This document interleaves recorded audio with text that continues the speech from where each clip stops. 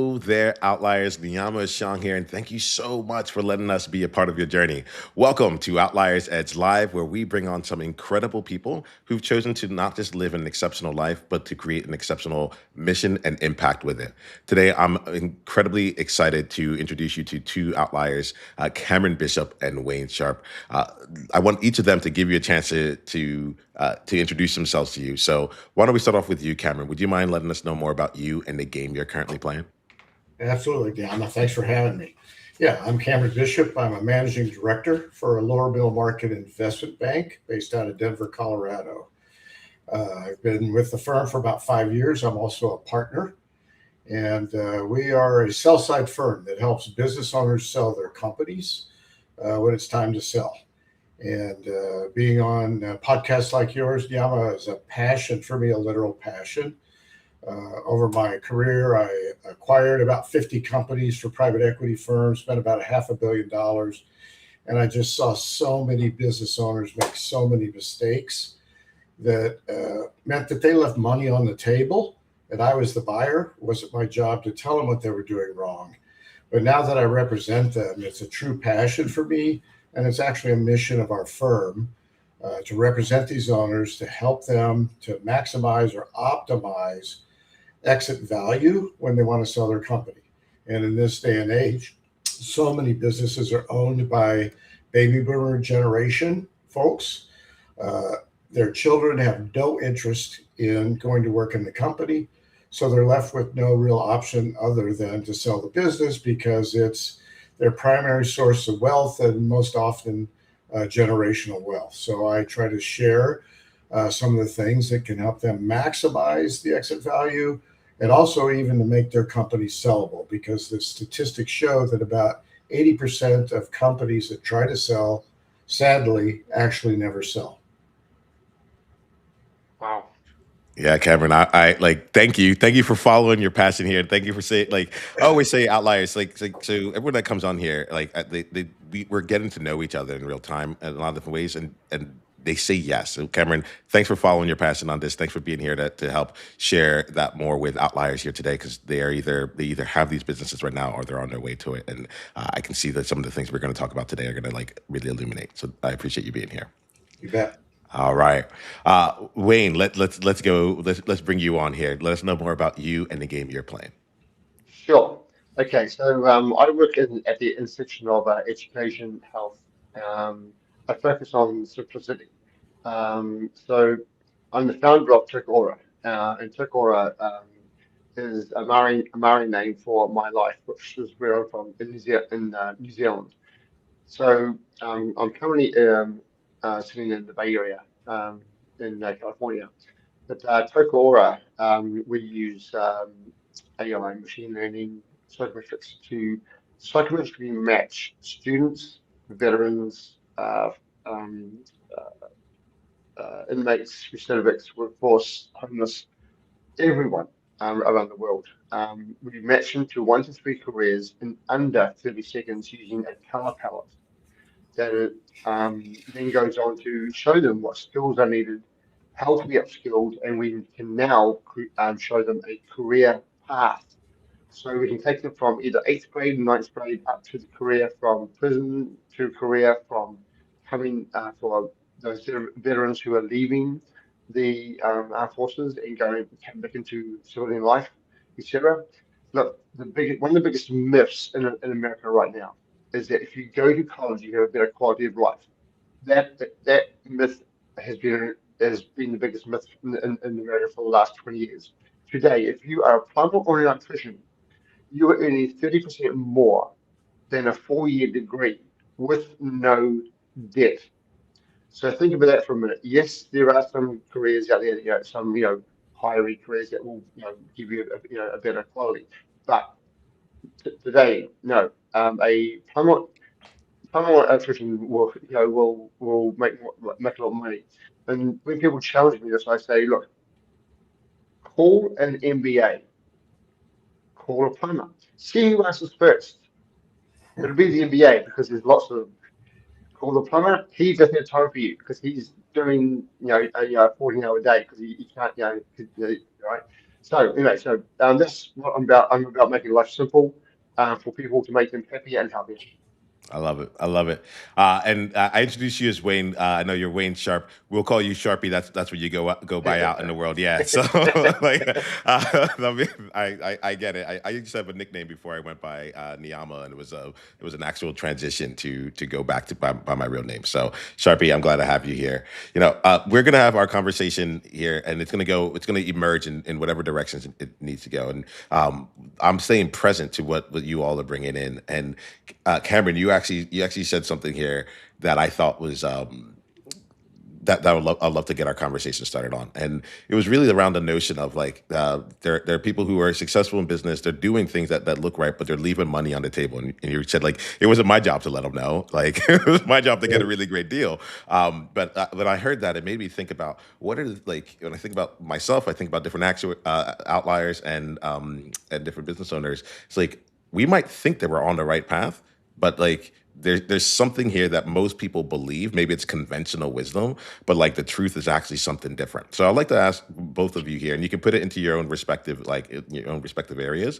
But like, what's something that most people believe that like if they really knew the truth, they'd be like, oh no, it's almost like the complete opposite. Cameron, want to get us started on that one? Yeah. In our firm, we receive literally hundreds of calls every year from business owners who are considering selling. And as I mentioned, sadly, many of those business owners that I speak with have a company that either is unsellable or it can't be sellable for maybe a year, 2 years, 3 years while they go through a process of fixing problems or challenges in the business. But one of the key things many business owners don't understand is that there are two distinct types of businesses. One is a lifestyle business, and the other is an ongoing sustainable business. And many people in a lifestyle business, which is a business that's primarily, if not exclusively, dependent on them, that's not going to be a sellable business. So, for example, in a previous career before I joined Raincatcher, I was a partner in a boutique consulting for 5 years, doing exit and transition planning for business owners.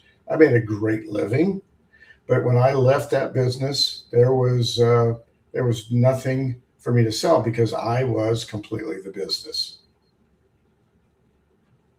When I hear this element here of like being completely the business, I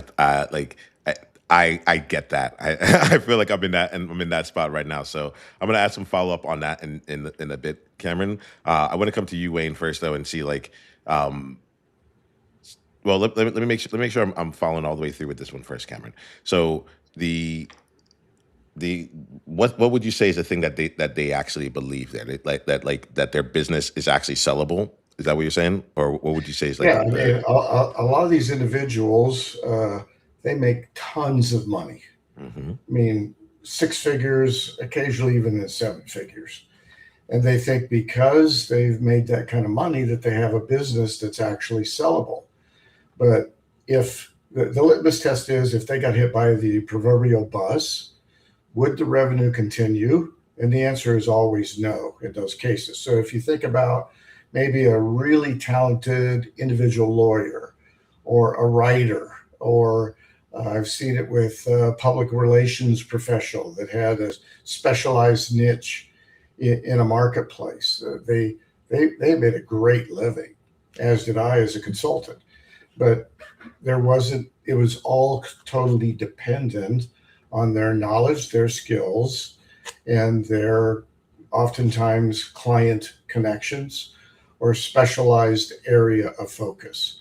Whereas an ongoing sustainable business will continue to operate and function profitably without that owner in place.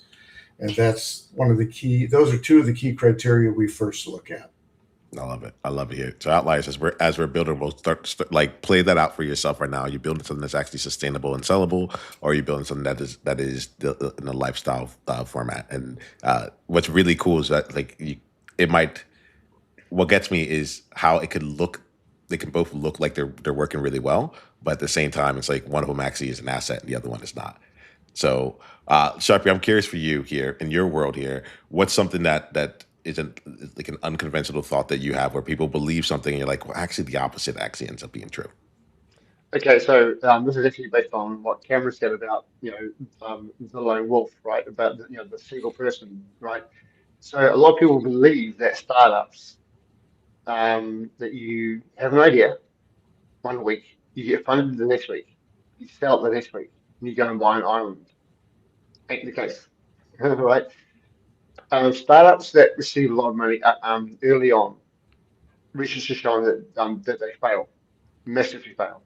Startups that take a while to get to ground, 5, 10, 15 years, are the ones that will go on to become what we used to call here in the Bay Area unicorns. We don't do that anymore because that's just stupid. But to have big companies like and I think that what Ken was saying about people who are earning 6 figures or even 7 figures, that's well and okay, but why not go for 8 figures? Why not go for 10 figures? Right? This is something we've got to start doing in America is letting people know that you can do more. A 6 figure income is it's okay. It's great. It's just a nice lifestyle. But the more that you build, the more you earn, the more you can do with to help other people, other communities, and so and so. Right? For example, Takora. Um, we are we're gunning for the $1 trillion thing, right? That's our aim. But along the way, if we get money from we make profit from education, we're putting a portion of money back into education. We're going to be helping student lunches, teacher supplies. If we get money from when we get money from the DoD, DOL on for the veterans, we're going to put money back into Wounded Warriors and to I think it's VAT, I think it's those guys to help veterans. So we're actually, not just going to be going out to make a whole lot of money. We're actually doing something that is going to be conscious about who we're helping and then giving back to the community. So, So I'm gonna play out. I'm gonna play with both of y'all a little bit as this goes on. And outliers, as we're having this conversation, know that like we're doing this live here for a reason. So if you're able to watch it live, like send us your comments, send in any questions you have. We'll bring it in and incorporate it throughout the conversation. So thanks for that. There's what I'm hearing from both of you here. Let me say this. So Sharpie, you just brought up this element of like, why not go for 8 figures? And what got me there was this idea of like the size of the vision here. And I'll be curious if this actually plays out here. I'm thinking Cameron about someone who's like, oh, I want to create something that works for me. And it's provided and provides a great livelihood. I found a niche. I know that the business works, but then the vision was not maybe to sell it in the end or something like that. So I'm curious for you all, how like how this is the real question for me. It's not just about like having the vision. That part actually I think is pretty straightforward. People would love to get things done. My question is like, how do you all know? How do y'all refine or like know like whether or not you're actually on the right track when it comes to the visions that you're setting or the business that you're working with your clients? Does that make sense? There, what I'm asking there. I, I, all right, cool. So I'll leave it up. Is anyone feeling called to respond to that one? I'll take Mike, it. oh, no, Go ahead, Sharpie. You take it. okay, all right. So, um, the the thing is that why we know we're on the right track is that right now we have a growing skills gap here in the US. I mean, it's severe right now. We've got employers up and down the 101 here, the 101 freeway, that like you were talking, some big companies that just cannot hire skilled staff. We know that, like for veterans, we know that not only are there 72 veterans a day that are taking their own lives because they don't know what to do outside being a civilian, and that the PTSD of other veterans is growing once they come out. We know that 97% of students leaving high school have no idea of what they want to be. So yeah, we know that we're on the right track. But we've been really held up by bureaucracy and by politics. But we do know that we're on the right track. We're about to pop, and the thing is, how you know that you're on the right track is that if there is a problem that hasn't been solved yet, and if you believe that you have solved that, no matter how hard it is, go and try and solve it. Nice. Cameron, anything coming for you on this one? Yeah, a couple thoughts on the entrepreneurial track here. I used to teach a course at a local university sponsored by the Small Business Administration. And it was mostly for smaller, early stage company, not all tech based, but any kinds of companies. And one of the first classes, part of the subject matter was begin with the end in mind. Yep. So everybody has a plan, and everyone will exit a company one way or another. So, what is the ultimate goal of the business? And then I'm still a believer in a disciplined business plan and financial forecasting and budgeting process. Those are going to be key litmus tests in whether or not the business is achieving its goals. I have a good friend who worked in a business incubator for a major corporation based here in Kansas City. And he started a business which was pretty unique, and it took off and exploded and was growing at a pretty rapid pace. So much so that it got the bigwigs in the major corporation excited, and they wanted to really increase the funding in his business. And he stopped and he backed off and he said, wait, we're not there yet. I know that 50% of my strategy and business plan is right and 50% is wrong. But I haven't been at this long enough to know which half is which. And until we've got a better fix on that, I wouldn't want to take additional capital funding as part of the incubator until I've got a real handle on where we're headed. So tell me a little bit more around this here, because as you're saying this, so I'm thinking about this on the scale that I'm playing in right now, which is there are two parts that I'm hearing. One of them is it comes down to like the ability to know what it is to know. So I feel like Cameron, we're still like in the middle of that story a little bit. Is there any more that happened with your friend there? Or is he still navigating that decision right now? Actually, I haven't been in touch with him for some time, so I really can't add to that story. But that was a pretty fundamental early stage realization that he came to, which was actually very accurate.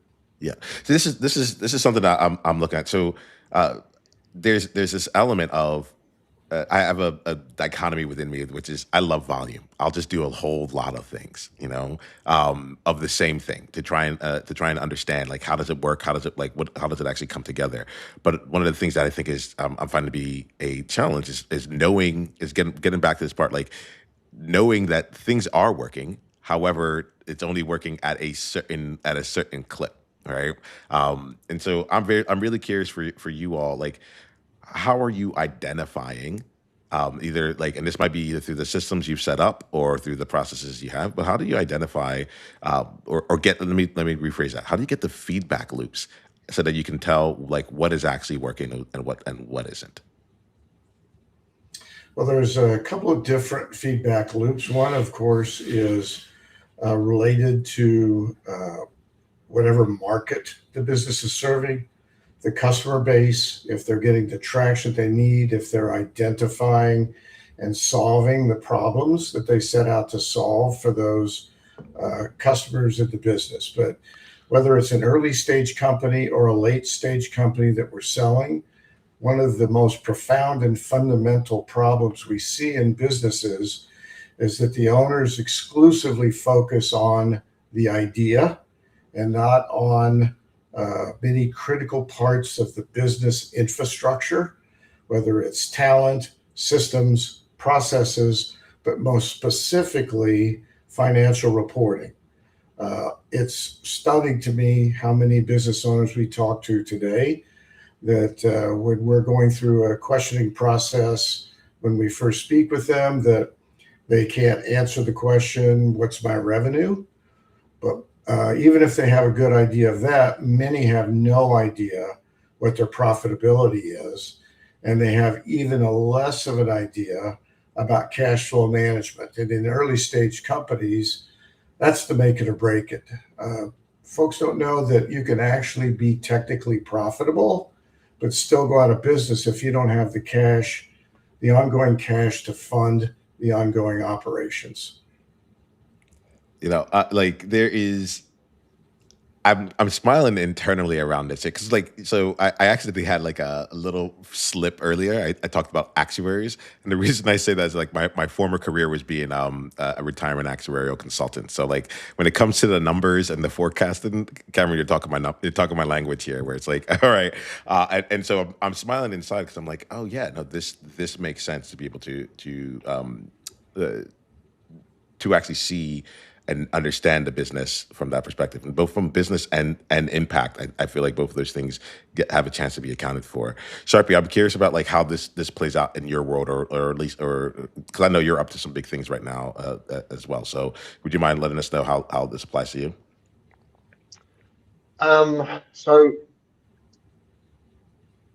it applies to us in the sense that Cameron's absolutely right. Even for me, I've made some stupid financial things, with here in California, with the franchise tax board. I'll give an example. So early on, we did have a guy in the office who was the uh, not CFO, but he was doing our accounts. And when he did the tax return for for California, I didn't know. I didn't see it. I just said to him, yeah, you look, I trust you, and you go for it. And then when we had a hiccup and he left, and I took over doing the franchise tax board things. And just 2 months ago, I was talking to what they call my CFO, fractional CFO, and they took a look. They said, Sharpie, you've made a big mistake. I said, what's that? They said you've been doing the 3-page F franchise tax board returns, not the 20-page. And they said that's why you've got all these issues with the franchise tax board. And I was like, what do you mean the 20? I said, when I searched for the FTV, return for that year, I said, up comes a 3-page return. And they said, no, they said, your former guy did a 20-page, so you've got to keep doing the 20-page. And I was like, oh my God. So, yeah, so no, so Cameron's actually right. Having your finances are critical, absolutely critical. And it's not, as Cameron said, it's to not to only to run the business on, but every business has to scale.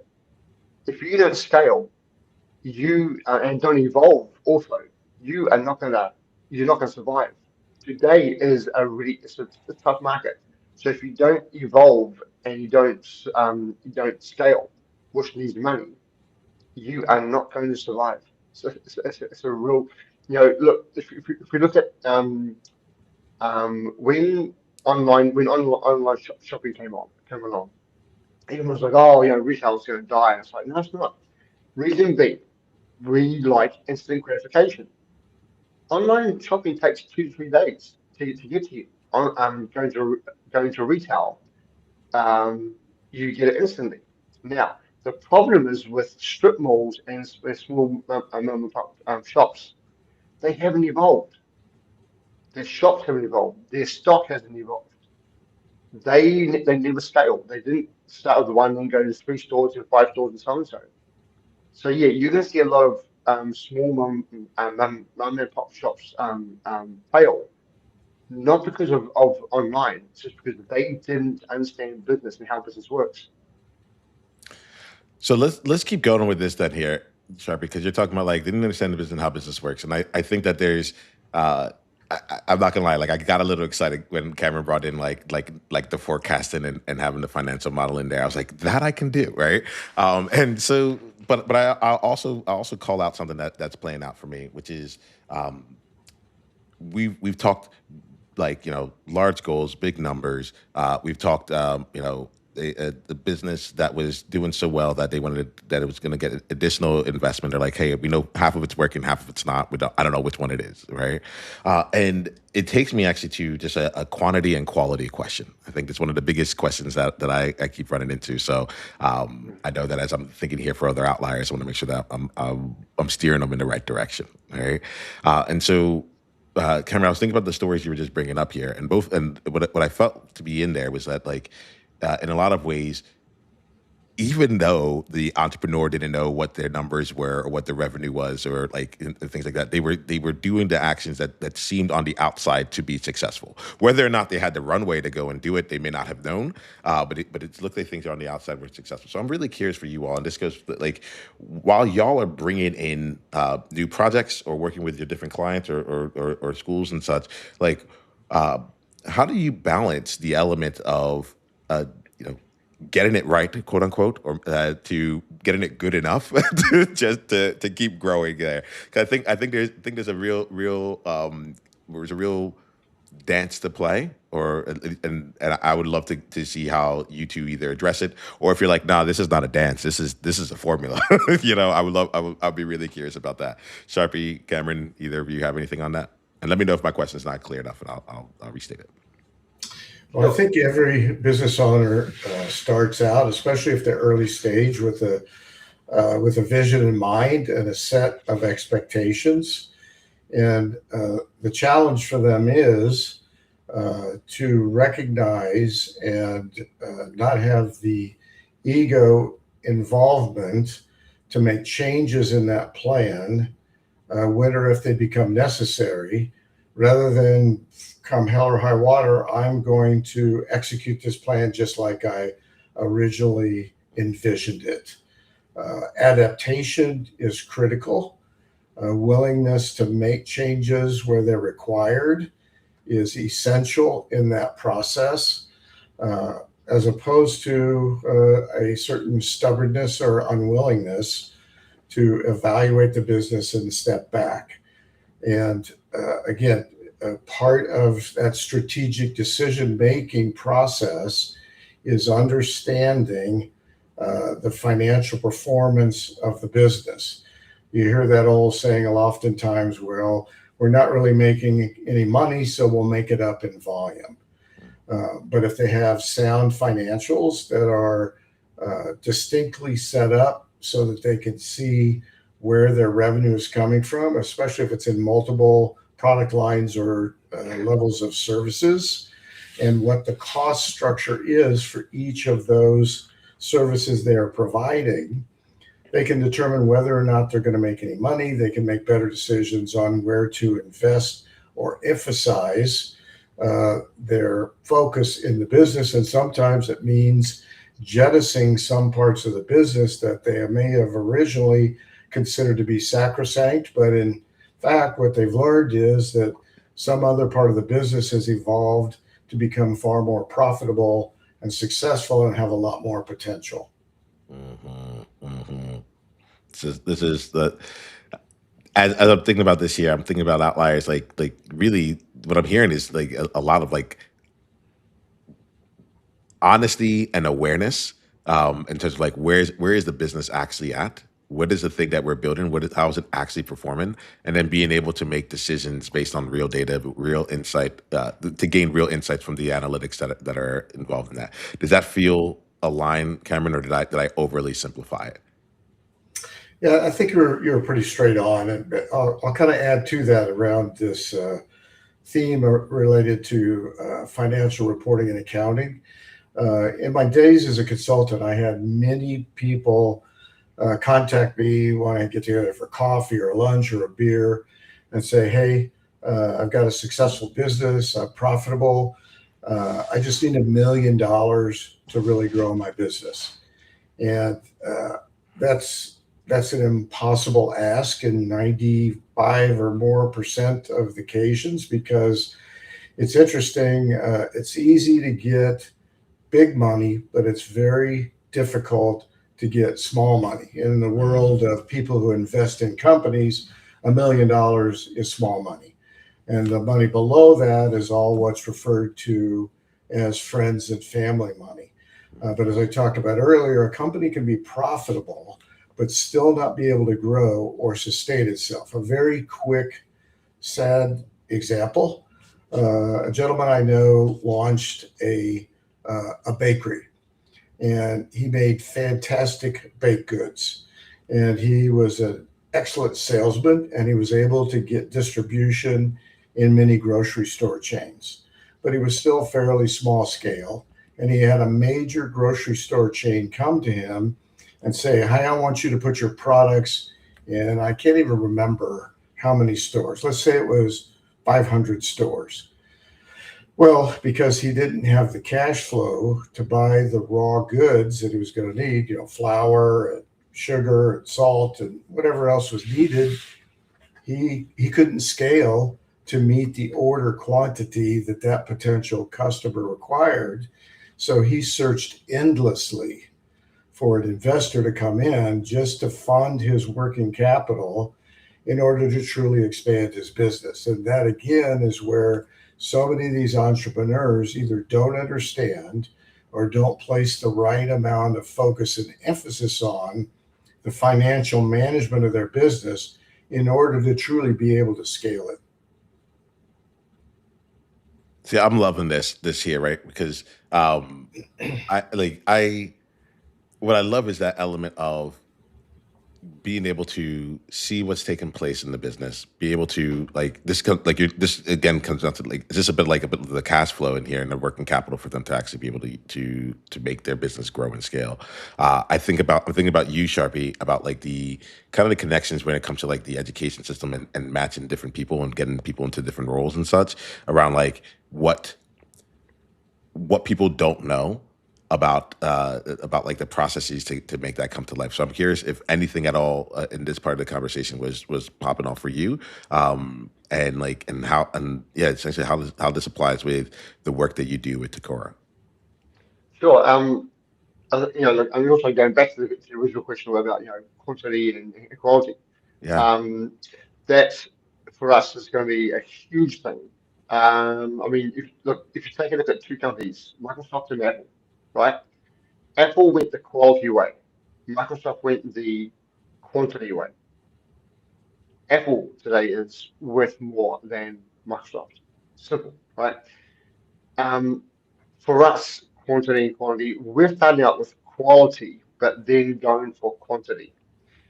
So what we're going to be able, what we got, are going to be doing is we're going to have our sales team is going to be 20% income, um, in calls, but sorry, 80% in calls and 20% out calls, because what we're going to be doing with our clients, our schools, our prisons, as we bring them on, every 3 or 6 months, we're going to be going to them and say, hey, what can we do better? How can we make your life easier by making our tools simpler or better, or adding an app, or adding or whatever. Um, or down the path of what you guys have been talking about. Again, it's to be able to scale. That's like we take all will be global. There's no doubt about it. We will be scaling. So we understand that to do that, we've got to have the cash flow, the reserves to do that. I totally agree with what Cameron's been saying. So yeah. well, I appreciate this here. Like, I realize as we're talking here, we have about like 5-10 minutes before we wrap up for today.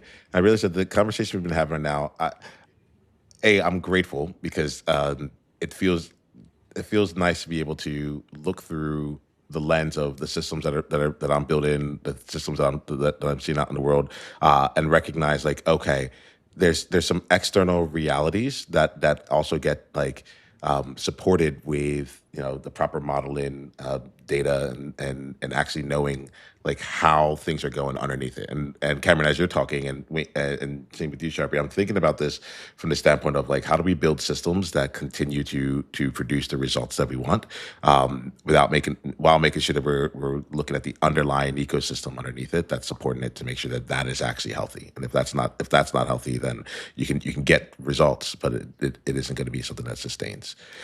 Right now we've been focusing on like the external part, and I like there's something in there. I'm really tickled by how much I've like enjoyed talking about like modeling and forecasting. Like this is not like I'm like, oh yeah, well, you're having some fun here with this. But I also want to go on to the internal side of things, right? I want to go into the mindsets of leaders, the identities of different people as they come in. Like for example, we've been talking a lot about modeling. Like that's my world. Like I see myself as someone who is comfortable with the numbers, and so as this comes in here, I lean into it and I go on. I'm actually really curious about you all for either what it took for you to go from being like a consultant or to like becoming a managing director in this organization, to or with the clients that you're seeing in terms of like what are the mindsets that they've needed to up level in order to actually be able to play at the levels that you like that you offer. So I'm really curious about what's happening internally here from uh, I'm trying to find the right word. Sometimes I'll use mindset, sometimes it's leadership, and sometimes it's identity, how they see themselves. But it's something on the internal side of things that go beyond just like the dollars and cents that end up being kind of like the X factor or for you. Is there anything that y'all have noticed in your experiences? Yeah, I would say in my world, I'm sure Niama's, we've talked a lot about early stage companies here, but I suspect that many of your followers and listeners are later stage or ongoing, established, mature business entities, which are primarily what we focus on at Raincatcher.